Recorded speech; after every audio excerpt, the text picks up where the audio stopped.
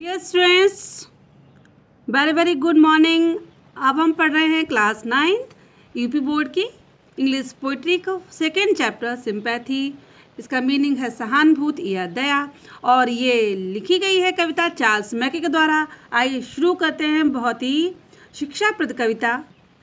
आई lay इन सोरो deep distressed. कभी कहते हैं मैं बहुत ही दुख में था। डीप मतलब बहुत ही गहरा, डिस्ट्रेस्ड से अप्रसन्नता थी, मुझे बहुत ही ज़्यादा परेशानी थी, मैं बहुत ही अप्रसन्न था। My grief a proud man heard. मेरे दुख के बारे में एक घमंडी व्यक्ति ने सुना कि मैं बीमार हूँ या मुझे सब कुछ ठीक नहीं लग रहा है, तो उसने सुना। His looks were cold he gave me gold. Cold, यहाँ पे कोल्ड मीन्स ठंडा नहीं है बल्कि उदासीन है ना। तो हिज लुक्स, जो उसकी दृष्टि थी मेरे प्रति, कैसी थी? बहुत ही उदासीन थी। ही गेव मी गोल्ड। गोल्ड मीन्स सोना नहीं बल्कि धन। उसने मुझे धन दिया, but not a kindly word. लेकिन उसने मुझसे सहानुभूति का एक भी शब्द भी नहीं कहा कि तुम कैसे हो, क्या हो गया, ठीक हो जाओगे, इस प्रकार की कोई भी उसने बात नहीं की। नेक्स्ट स्टेंजा में पोइट बताते हैं माई सोरो पास्ट। जो मेरा दुख था, मेरा जो खराब समय था, बुरा समय था, वो पास्ट गुजर गया। I paid him back. तो जो धन उस घमंडी व्यक्ति ने मुझे दिया था, मैंने उसको वापस लौटा दिया। The gold he gave to me. जो धन उसने मुझे दिया था मैंने वापस कर दिया। Then stood erect. और मैं तब स्टूड इरेक्ट, बिल्कुल ठीक हो गया, सीधा खड़ा हो गया। और spoke my thanks and bless his charity. और तब मैंने उस व्यक्ति को धन्यवाद दिया।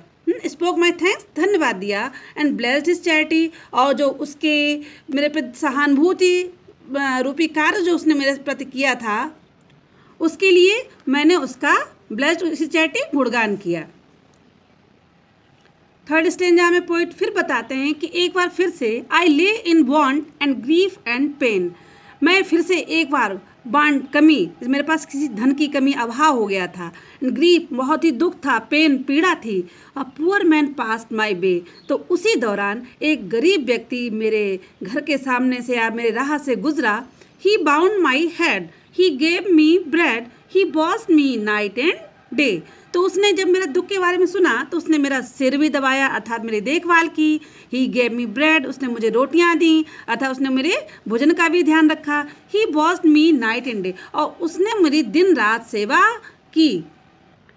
तो इस कविता के फोर्थ स्टेंजे में जो पोइट आते हैं तो कहते हैं how shell I pay him back again.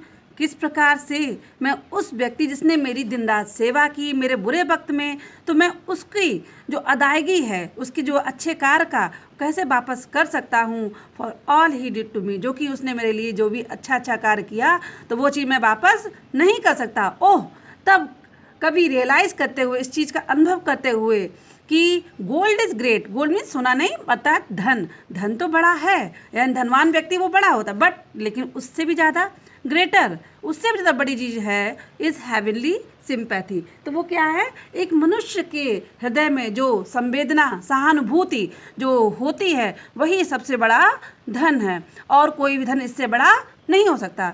बच्चों, इस लेसन के पाठ पढ़ने के लिए चैनल को सब्सक्राइब कर लें और इन वर्ड मीनिंग्स को अपनी कॉपीज़ में नोट कर लें। मिलेंगे नेक्स्ट वीडियो में। Okay, good bye.